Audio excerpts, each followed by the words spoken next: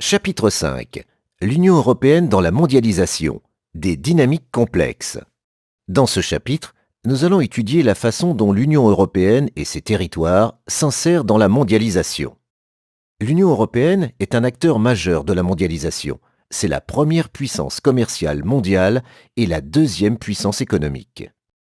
Elle participe à la gouvernance mondiale en tant que membre de l'OMC, du FMI ou encore du G7.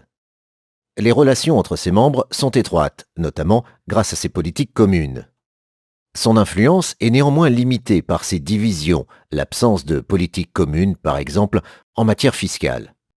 Elle est fragilisée par le Brexit. Ces territoires sont plus ou moins insérés dans la mondialisation. Le Nord et l'Ouest sont des moteurs de l'Union européenne. Les États du Sud et l'Est sont encore des périphéries. Les métropoles de la dorsale européenne, cette mégalopole qui s'étend du sud de l'Angleterre au nord de l'Italie, sont des centres majeurs d'impulsion de la mondialisation. Elle est riche en clusters et réseaux de transport qui la connectent au monde. Des régions restent cependant à l'écart, anciennes régions industrielles, espaces ruraux ou ultramarins. L'Union européenne a mis en place une politique régionale appelée politique de compétitivité et de cohésion.